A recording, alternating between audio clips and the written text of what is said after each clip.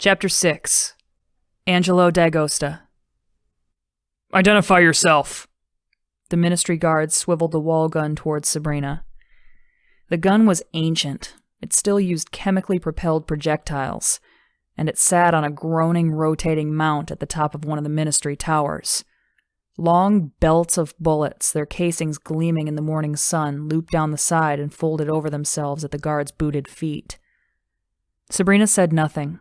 Instead, she watched as the guard turned his head to the display panel beside him.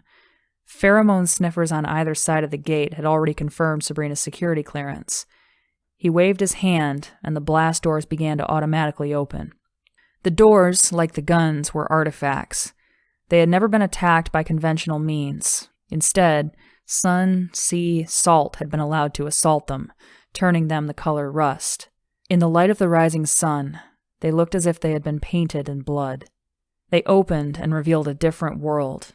Pear and pomelo trees swayed in the breeze over grass so thoroughly manicured that not a single leaf or fruit rested on the ground. A fountain in the center of the garden caught the sun's rays, the water streaming outwards in sparkling channels to more rows of trees. Only the black shadow of the audiocom tower rising from the north wing of the head ministry broke the symmetry of the garden. Sabrina took a deep breath, inhaling the scents of fruit blossoms that mixed with a breeze that carried hints of the sea. The smell of her home. She walked up the path through the dappled sunlight and approached a tour group of school children. Their teachers watched from nearby as they used the great stone faces placed at intervals throughout the garden as climbing gyms.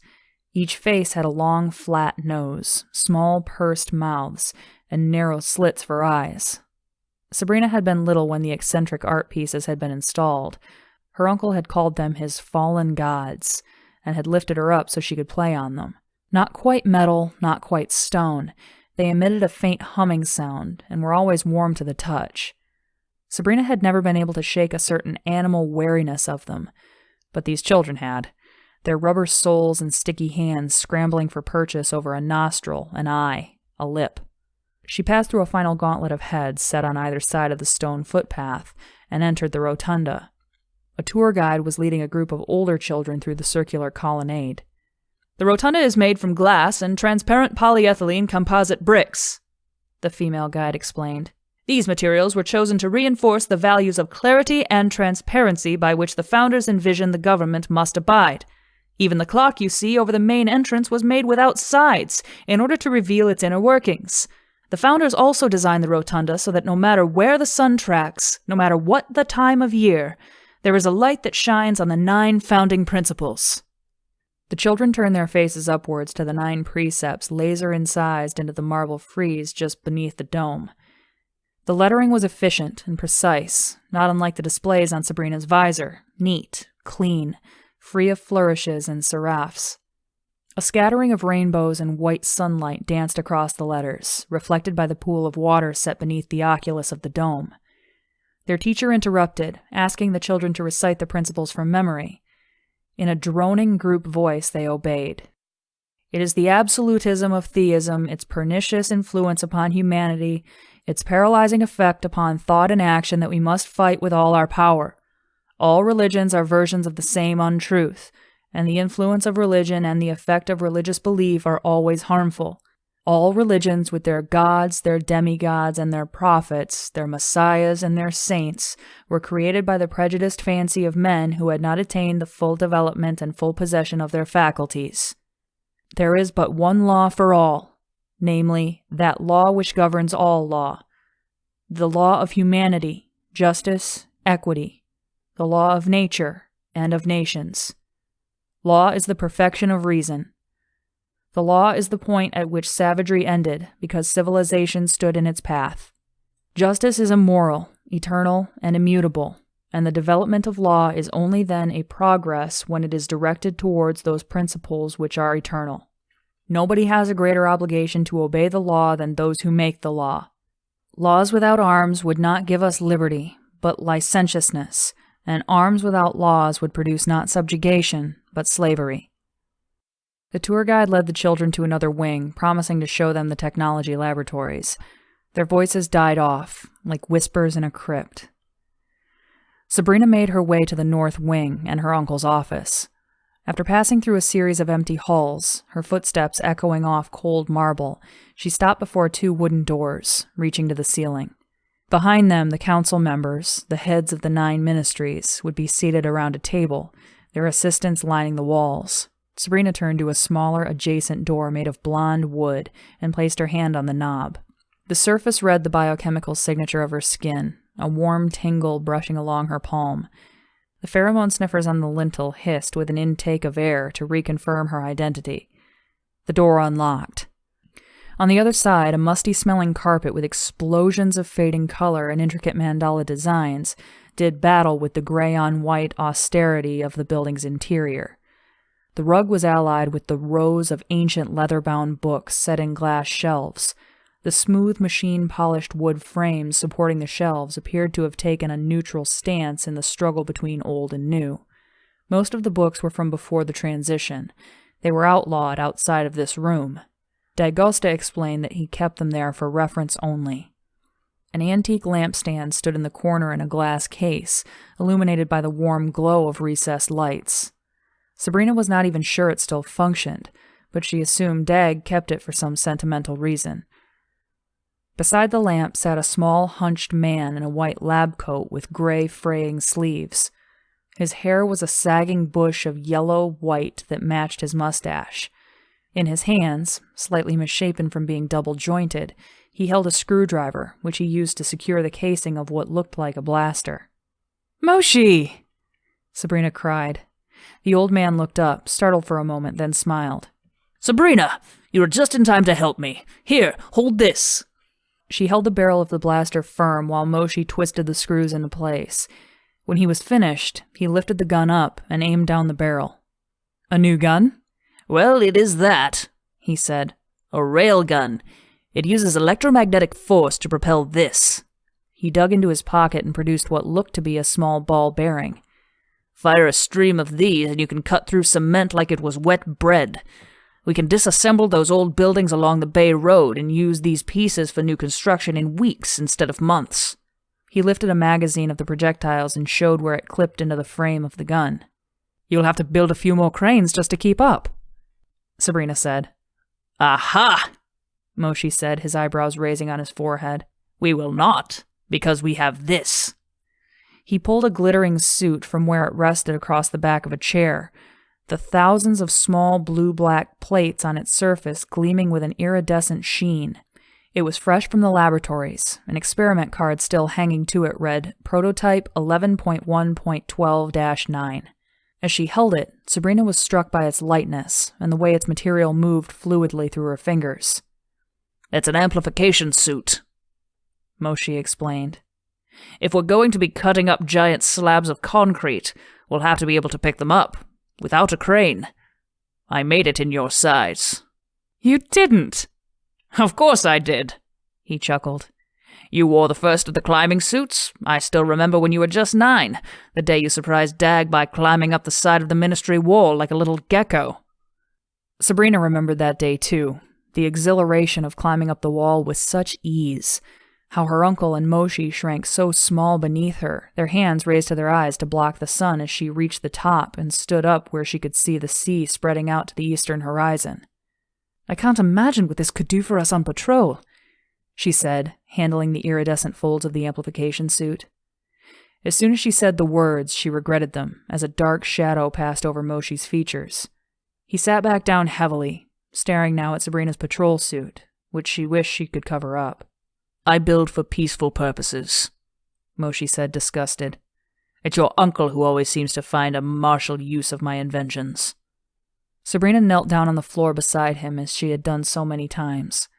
The only other full-time resident of the ministry, Moshi had been an uncle to her as much as Dag. It was from him that she had learned math, and it was Moshi who had provided needed levity, building her bouncing balls, elastic slings, and robotic grasshoppers that she would set loose in Dag's study. But Moshi, a person can't wake up and pass through the day without using your inventions. Fuel cells, light strips, heating ovens, communication cubes, water purification systems. The Twin Cities exist as much because of you as Dag and his council. He let out a sigh, tapped the head of his screwdriver on the chair arm, then pointed at her suit. I never meant for the climbing suits to be turned into combat suits. Sabrina cast her eyes to the floor. She noticed his shoes were untied. Moshi, when was the last time you left the ministry? He rubbed his temples before smoothing his mane of hair out over his scalp. I don't quite remember, little sparrow. You see, I have trouble remembering things nowadays. Take a break. Go for a trip through the cities. You'll see how your inventions make people's lives better. If your uncle will allow me. I came here this morning to show him these. They should earn me some time off. You've already earned it, Moshi. Everyone knows it but you. Even this morning, the tour guides were leading children to see your labs. He stood up suddenly. Oh dear, I am late. I was supposed to speak to them. Wait. Sabrina tugged him over to her by his jacket. She buttoned his collar down where he had forgotten and tied his shoes. He mumbled an embarrassed excuse about forgetting. You just have other things you've been thinking about, she said. Now, go blow those children's minds. She entered the next room quietly, for this was Dag's formal office, and he had left its door to the council chamber open. Voices echoed and carried. She could hear as clearly as if she were seated at the council table. 2 comfortable plush chairs waited invitingly before her uncle's desk, but she avoided them, aware that the squish of their cushions would give her away. Instead, she leaned against his desk. 2 framed pictures stared at her. One was of herself, much younger, standing along the seashore, a stick raised in her hand, undoubtedly a sword in her young imagination. The second was of a woman with olive skin, short dark hair cut almost like a boy, except for the long bangs hung across her face. The woman was Sabrina's only companion on the empty expanse of frosted glass that made the desk's surface. Dag had never revealed who she was, or how he had known her. She heard her uncle's voice. His diction was clipped and precise, like a scientist reading off a checklist. But the voice was also deep, honed from years of giving speeches over the audiocom. It was the voice of a man used to addressing thousands. She pictured him seated now, his chin resting on his fingers, as he and the ministers discussed the brawls that had erupted at the recent pitchball matches. Athletic pursuits are ritualistic violence, her uncle said. It is no wonder that it spills over. The security minister assured her uncle that additional officers could provide added security. But it is more than that. It is the way the players are beginning to be viewed, her uncle said. Like celebrities? One minister said. Like gods, her uncle replied. We've put a stop to that, another minister said. We have relocated them. They live among the mainstream population. It is clear they are a part of the people, not set apart. Standing in a stadium with thousands calling your name sets you apart, no matter where you live, Dag said. I've seen those heinous murals people paint of the players on the sides of houses. Fans had created large, colorful portraits of pitchball players that were dangerously rendered to make them look godlike. They were adorned with halos, lightning bolts, and glowing clouds. Most had been removed and replaced with murals painted by neighborhood youth with art students, like Lindsay supervising. Another minister said she had passed by a strikingly beautiful mural on Halbach Street. There were murmurs of assent. Sabrina touched her knuckle to her mouth. It was one of Lindsay's. Are these games worth the trouble? Her uncle asked, returning to the subject at hand. We can't ignore the other benefits that come from the pitchball matches, a minister replied. Atavistic screaming, curses, and people generally acting like beasts, her uncle said sourly. No. Entertainment, recreation, distraction, a voice insisted. Unity and outlet for aggression, another voice for the games added. There was a long silence before Dag relented. I would have them do something more enlightened, but I recognize the games are a release valve. But a valve must be controlled, lest it overflow. Commandant March, can you have more officers on patrol in the stands at the games? Certainly, Commandant March, the head of security and station chief, replied. Sabrina swallowed. She realized she was eavesdropping on a superior officer. When she was a child, her practice of listening to her uncle's meetings had been educational, but as a cadet, she realized she might have to reconsider. Done. If there is no other business, my next appointment has arrived. Shuffling noises and the murmur of casual conversations drifted in through the doorway as the council dispersed. Sabrina performed a quick survey of her uniform, ensuring every strap, buckle, and insignia was in place. Dag entered, sweeping the tail of his jacket around him like a robe. His head was completely bald, but for a crown of silver that rested behind his ears and encircled the back of his head. He embraced her and kissed her cheek, then settled into the high-backed chair behind his desk, picking up a data tablet waiting for him. While thumbing through its screen, he gestured to one of the thick cushioned chairs before him. Sabrina, aware of how deep they were, was reluctant to settle into one. She would not be able to sit in it without leaning back too far and appearing to be at ease, a pose she was reluctant to strike while in uniform. Instead, she settled on the arm of the chair. Dag sighed loudly, looked up from his tablet. If the arm of the chair was for sitting, it would be called a seat, not an arm, would it not? His eyes returned to the tablet, scanning its face back and forth for a few more moments, ignoring her. She said nothing, but twisted her lips into a frown before crashing down into the chair harder and less gracefully than she had intended. Immediately, she felt like a little girl on an oversized sofa. D'Agosta remained preoccupied until he tossed the tablet onto his desk with a growl. Poor results, he said.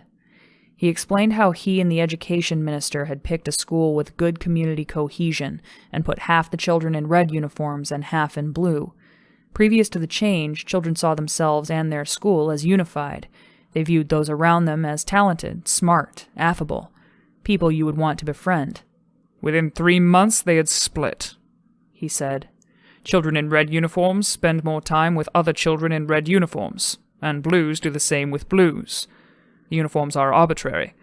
Yet now the students regard children in the other colors as not as trustworthy or smart, and their own color as better. The muscles in D'Agosta's jaw flexed as his eyes fixated on a point in the corner of the room. It's in us, Sabrina. Lying there, dormant, just waiting to be awoken. This hatred of the other. The door opened, and his assistant Rosalind brought in a tray of tea and cookies. Sabrina struggled against the cushions of her chair, attempting to straighten herself. Dag took his cup and placed Sabrina's on the edge of the desk where she could reach it. So, he said after Rosalind had left, would you be willing to work on 7th day patrolling a pitchball match? Of course. Are you answering as a cadet or as a sports enthusiast? He knew her love of sports, the simplicity of a match, the physical challenge. But she also knew exactly how to reply. As a cadet. That is my focus now. Even though you would rather watch the game than have your back turned to it? I would rather uphold the law. You have said law is all that binds us together. His eyes darted to the tablet he had discarded. It is. He sipped from his tea and raised his head. From everything I hear, you are becoming a fine cadet. And she knew he had heard much, from official reports to informal networks. She did not like the way he said cadet, and by his tone, she already knew what was coming next. You still do not want to consider applying to the law program? Poring over law texts, memorizing arcane laws, spending her life behind a desk in a ministry building. Each notion made her stomach knot tighter than the last. She picked up her teacup, weighing her response carefully. The study of justice does interest me, sir, but I would rather gain knowledge from experience for a few years before I pursue that degree. Plus, I have not studied at all for those entrance exams. I could have that requirement waived. That would not be fair. I knew you would say that. Good. Officers are the foot soldiers of law and justice. Practical experience will enhance my formal studies. He nodded, sipped his tea again.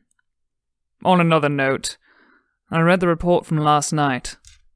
Sabrina hid her face behind her cup as she took a sip, willing herself to appear calm. She only pretended to drink. Her throat was too tight to swallow. The cup shook as she placed it back in the saucer. Dag was wearing his scientist's gaze now. This was the real reason he had summoned her. Why did you pursue the occultist alone? Sean ordered me to, and I followed his guidance. Officer Ma, you mean? Yes, Officer Ma. Her fingernails dug deep into the soft surface of the chair. He was injured and could not accompany you. He must have known this. Perhaps he did not realize the extent of his injuries and planned to catch up with me. But I cannot report on what was going on in his head. You just did. Sabrina was aware she was trying to protect Sean, but her efforts were failing. She felt pinheads of sweat form on her back. Officer Ma was flagrantly violating regulations, D'Agosta continued. We were afraid the suspect might escape, she said.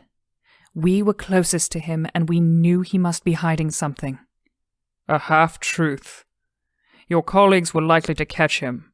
An injured officer brings the whole corps down. The whole corps would kill him. No reason to hide it. Dag had to know it already.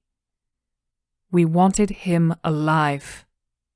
Dag leaned back in his chair, rocking slightly. Behind him, the tops of the ancient city appeared against the blue of the sea. The city was old, even in the time of the Cataclysm, and it was the only remnant of the old world that Dag or any head minister before him had not razed. Entry was forbidden, except for her uncle, of course. He had taken her many times as a girl. Her memories of running through the dusty, empty streets were some of her favorites. You've always been fascinated by the occultists, he said, turning in his chair. At that moment, the door opened again, and one of the T-men entered. He was adorned in formal ministry wear, a beige jacket over a plain white shirt. His helmet was a matching beige. Unspeaking, he set a case on the table, then exited. D'Agosta ignored the intrusion.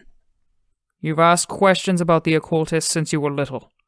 I worry now that I provided too many candid answers, that I failed to instill the proper amount of fear in you.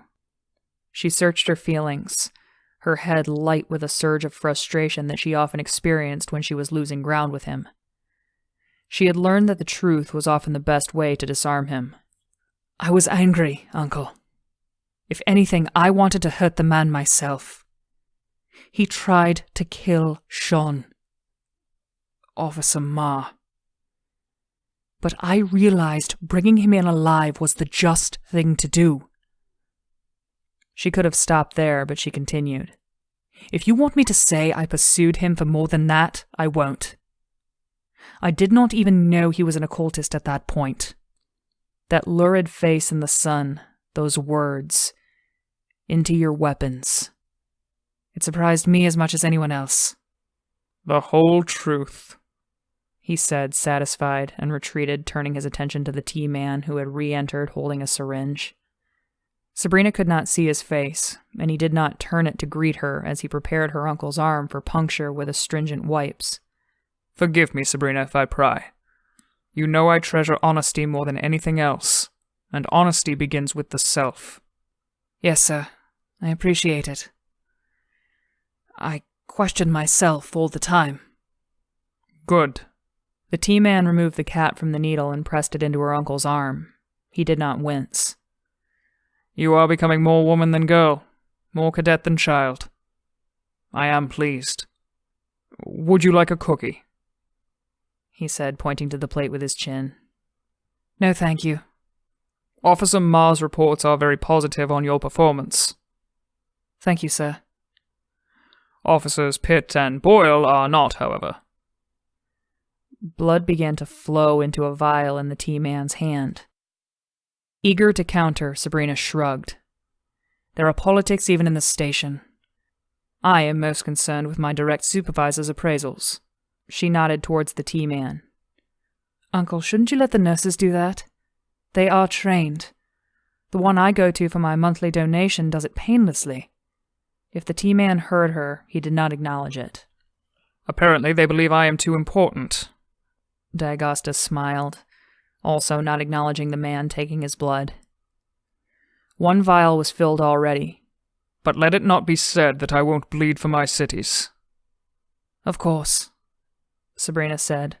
She finished her tea and reached to place the cup on the desk in preparation to leave. As if to capture her with his words, D'Agosta spoke. Sabrina, I do not want you following up on this case. Officer Ma can do it alone.